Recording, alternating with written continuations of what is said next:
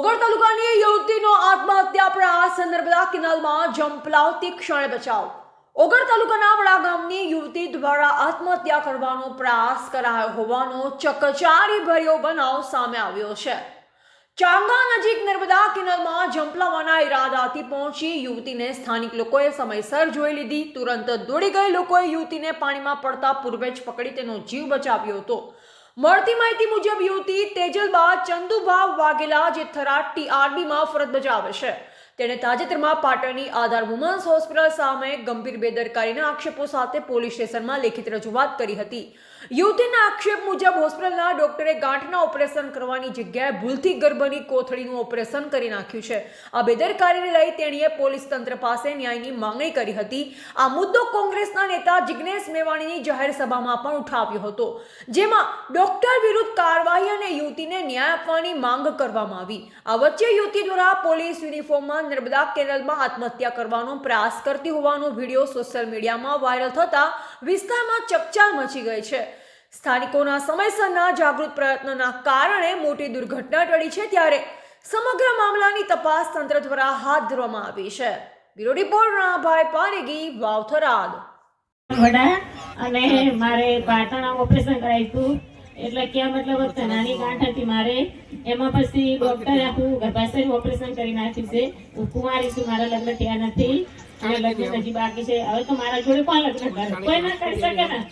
મારી જિંદગી તો બરબાદ થઈ ગઈ ને। મને ન્યાય કોણ આપશે? પોલીસ સ્ટેશનમાં જઈ હું ખુદ પોલીસ સ્ટાફ જીઆઈડીમાં નોકરી કરું, છતાંય મને ન્યાય નથી મળતો, તો હું કોના જોડે જઉં, કોના જોડે ન્યાય માંગુ? મારે બસ જિગ્નેશ સાહેબને બે હાથ જોડે વિનંતી કરું કે મારે ન્યાય જોડે ને કે હું આજે આત્મહત્યા કરીશ કે ના કરીશ? હું આત્મહત્યા કરીશ સર, મારી જિંદગી બરબાદ કરી નાખી ડોક્ટરે સર।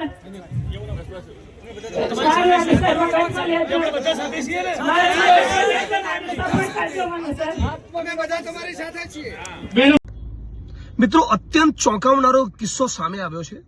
6 ડિસેમ્બરના દિવસે થરાદના મારા જાહેર કાર્યક્રમના મંચ ઉપરથી કાંકરેજ તાલુકાના થરા વિસ્તારની એક દીકરી જે જીઆરડીની જવાન છે, મહિલા પોલીસ કર્મી છે, અને મંચ ઉપર આવીને ફરિયાદ કરેલી કે થોડાક દિવસ પૂર્વે એક સર્જરી, એક ગાંઠના ઓપરેશન માટે એ પાટણની પ્રાઇવેટ હોસ્પિટલમાં ગઈ હતી। ત્યાં એ દીકરીની એના પરિવારજનોની જાણ બહાર એની મરજીની વિરુદ્ધ એની ગર્ભાશયની કોથળી કાઢી નાખવામાં આવી અને એનું જીવન બરબાદ કરી નાખવામાં આવ્યું।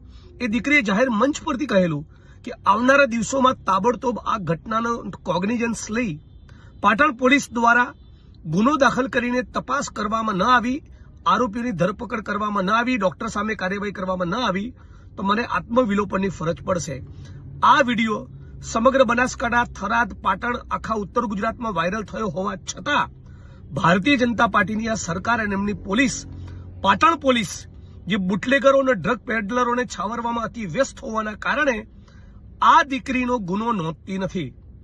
આવનારા દિવસોમાં અમારે બધાએ ઉગ્ર આંદોલનની, પાટણ શહેર બંધ કરવાની ફરજ પડે એ પૂર્વે હું ઈચ્છું છું કે તાબડતોબ પાટણ પોલીસ દ્વારા આ દીકરીને બોલાવી ગુનો દાખલ કરી કસૂરવાર ડોક્ટરની ધરપકડ કરી અને જેલના સળિયા પાછળ મોકલવામાં આવે, જેથી પૈસાની લાલચ કે અન્ય કોઈ કારણસર આ પ્રમાણે ડોક્ટરો આપણી દીકરીઓનું જીવન બરબાદ ન કરે, એમની મરજીની વિરુદ્ધ એમનું ગર્ભાશયની કોથળી કાઢી ન લે।